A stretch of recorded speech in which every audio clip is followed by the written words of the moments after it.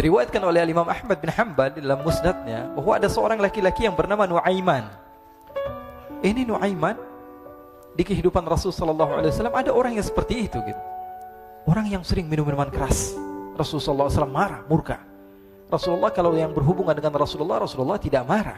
Tapi kalau sudah berhubungan dengan agama, Rasulullah SAW adalah orang yang paling marah, orang yang paling istiqamah dalam kebenaran.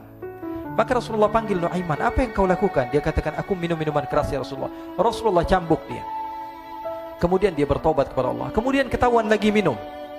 Kemudian dicambuk lagi oleh Rasulullah SAW, sehingga sebagian sahabat memukul dia dengan pukulan yang banyak. Sehingga apa yang berlaku? Sebagian sahabat mengatakan, la'natullahi ala Nuaiman. Semoga Allah melaknat Nuaiman. Dia mempermainkan Rasulullah. Dia bilang sudah mau taubat tapi minum lagi. Dia bilang sudah mau taubat tapi minum lagi. Maka Rasulullah SAW mengatakan, la tal'anuh fa innahu yuhibbullaha wa rasulah. Kata Rasulullah, jangan kamu laknat Nuaiman, karena dia itu cinta sama Allah, cinta sama Rasulnya.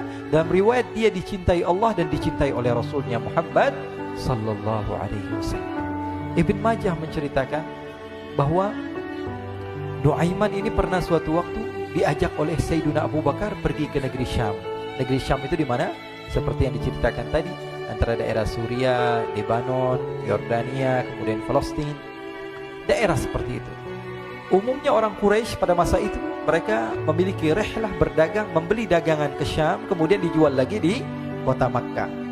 Ketika itu Rasulullah SAW didatangi Abu Bakar. Sayyidina Abu Bakar mengatakan kepada Rasulullah, ya Rasulullah, saya mau izin ya Rasulullah. Mau apa? Saya mau ajak dua sahabat kamu ini ikut berdagang ya Rasulullah. Siapa kata Rasul? Nuaiman. Kata Rasulullah SAW, Nuaiman kamu mau ajak? Mau ngapain? Biar seru-seruan aja ya Rasulullah. Kata Rasulullah, ya sudah, saya izinkan kamu bawa Nuaiman. Ketika itu Sayyidina Abu Bakar membawa Nuaiman sama satu sahabat namanya Suwaibid ibn Harmalah. Siapa namanya? Suwaibid ibn Harmalah. Ini sahabat Rasulullah SAW yang memiliki sifat yang berbeda-beda. Kalau Nuaiman ini aneh. Pernah Rasulullah SAW dibawain makanan banyak, dikasih Rasulullah, dikasih sahabat semua. Semuanya sudah makan, tiba-tiba si Nuaiman ini, sahabat Nabi Nuaiman mengatakan kepada Rasulullah, ya Rasulullah, ini yang penjualnya, tolong kau yang bayar ya Rasulullah. Makanan udah habis. Makanan udah habis. Rasulullah SAW bingung, saya yang bayar. Akhirnya Rasulullah katakan kepada sahabat, ayo keluarkan uang, kita patungan, kita bayar. Rasulullah aja dimainin, apalagi kita orang. Sallu ala Nabi Muhammad.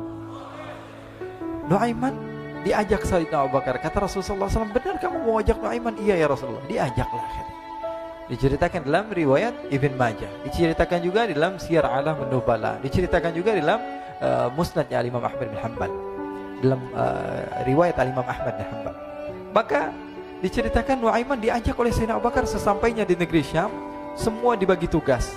Fulan bin Fulan kerjaannya ini, Fulan bin Fulan kerjaannya ini, semua memiliki kerjaan. Nuaiman tanya, wahai Abu Bakar, kerjaannya saya apa wahai Abu Bakar? Kata Sayyidina Abu Bakar, kamu mau ngapain terserah kamu wahai Nuaiman. Yang penting kamu ikut saya kan. Kemudian satu di antara mereka namanya Suwaibid ibn Harmalah. Ditanya oleh Sayyidina Abu Bakar, wahai Suwaibid, kamu mau kerjaan apa? Kata Suwaibid, terserah kamu wahai Abu Bakar. Kata Sayyidina Abu Bakar, kamu menjaga makanan, karena saya tahu kamu ini adalah orang yang senantiasa menjaga amanah. Suwaibid ini kalau disuruh maju dia maju, disuruh mundur dia mundur, disuruh ke kanan dia ke kanan, disuruh ke kiri dia ke kiri. Orang yang ikut aja. Kalau Nuaiman beda, disuruh maju dia ke belakang, kasih sen kanan ke kiri belok. Nuaiman itu orang yang berbeda. Maka Suwaibid mendapatkan tugas, semua mendapatkan tugas kecuali Nuaiman. Sehingga ikhwani, apa yang berlaku, apa yang terjadi? Sayyidina Abu Bakar pergi sibuk dengan kesibukannya, sehingga datanglah waktu siang. Nuaiman sudah lapar. Nuaiman cari makanan. Dia nggak punya uang, diajak Sayyidina Abu Bakar tapi tidak diberikan uang. Sehingga dia cari-cari makanan. Dia tahu Suwaibid yang jaga makanan. Dikatakan, wahai Suwaibid, saya mau makan, berikan kepada saya satu roti saja. Yang terpenting apa? Saya makan sekarang, saya sudah lapar. Kata Suwaibid, ya Allah Nuaiman, kita tunggu Abu Bakar saja sehingga dia datang, karena ini amanat. Amanat dari Abu Bakar, saya tidak boleh berikan kepada siapapun kecuali atas izin Abu Bakar. Kata Nuaiman, kasih saya makanan, kalau tidak saya bikin masalah sama kamu. Merah wajahnya Suwaibid, karena dia tahu, jangankan saya, Rasulullah aja dimainin.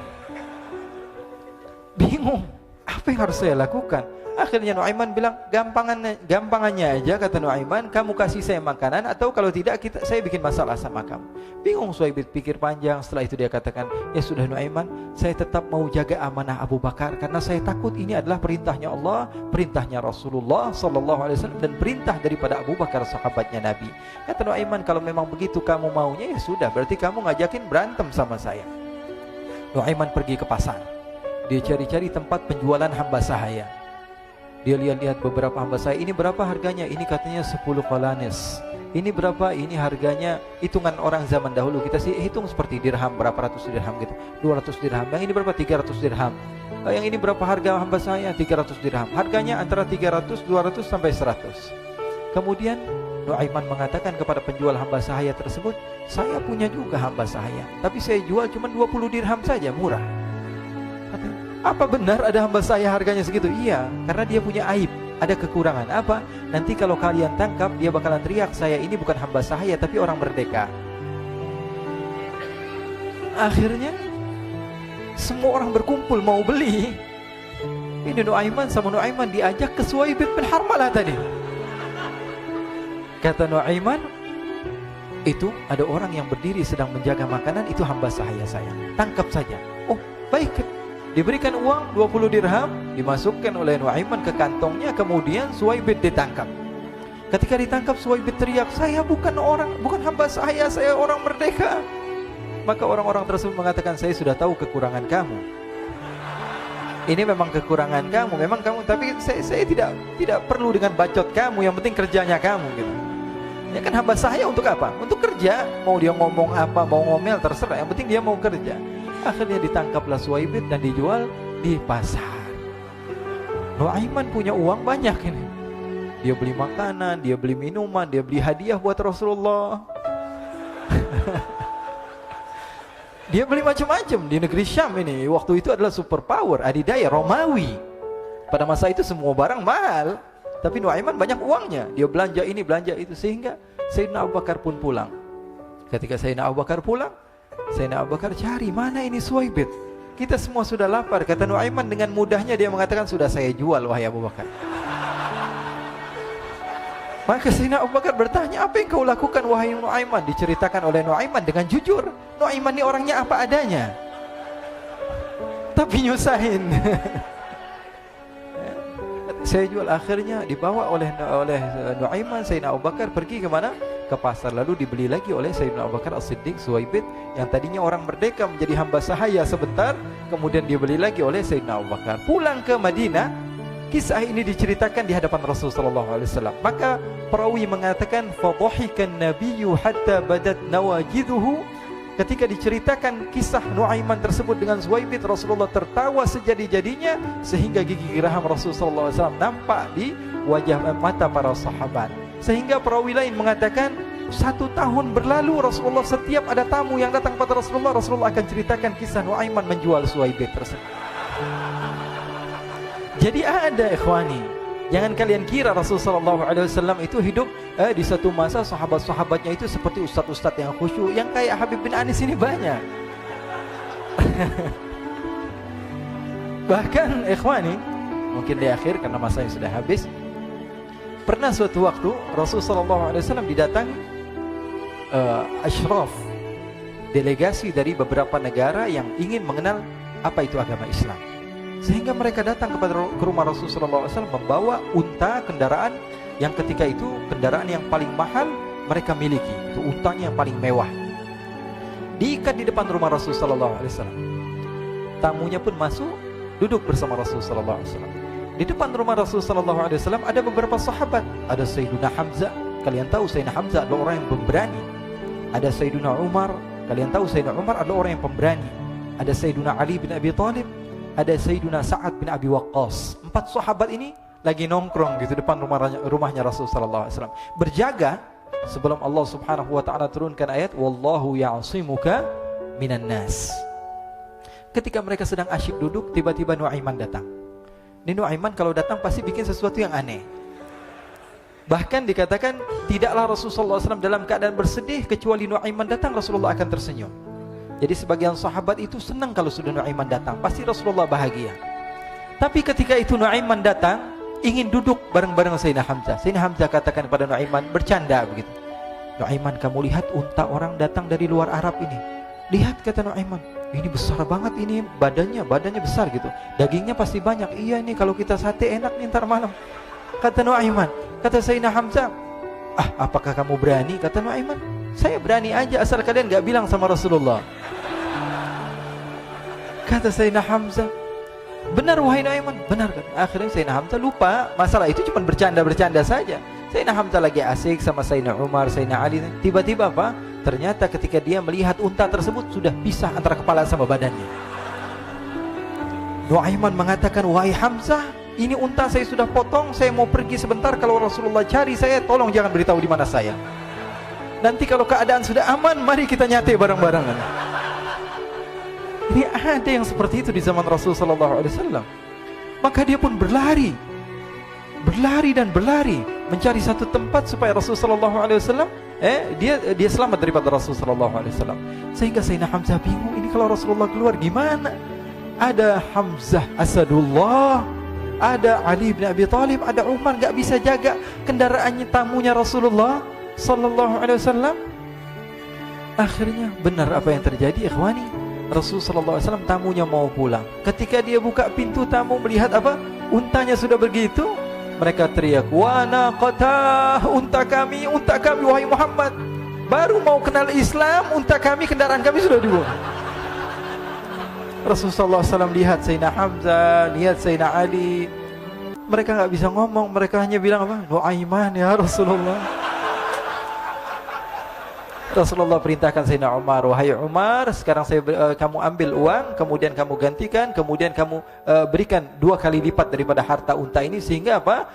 Agama Islam tidak didengar dengan sesuatu yang tidak baik di luar sana. Akhirnya diberikan harta, diberikan unta yang baru dan diberikan harta yang lebih untuk orang tersebut, sehingga orang tersebut tidak menjelek-jelekan agama Islam. Kata Rasulullah SAW, dan sekarang waktunya kita balas dendam sama Nuaiman. Nuaiman ternyata berlari tempat yang jauh sampai hampir keluar dari kota Madinah. Dia dapatkan seorang sahabat Nabi yang hadir juga dalam peperangan Badar, namanya Al-Miqdad bin Al-Aswad. Siapa namanya? Al-Miqdad bin Al-Aswad ketika itu sedang menggali sumur. Ketika sedang menggali sumur, Nuaiman datang. Nuaiman katakan kepada Miqdad, wahai Miqdad, wahai sahabat Rasul, kamu orang yang hadir dalam peperangan Badar, kamu adalah orang yang hebat. Dipuji-puji sama Nuaiman. Ada maunya ini. Akhirnya dia bilang, wahai Miqdad, tolong saya. Kenapa wahai Nuaiman, kamu ini kekasihnya Rasulullah, orang yang disayang sama Rasulullah. Kenapa? Saya ini sedang dikejar-kejar orang jahat.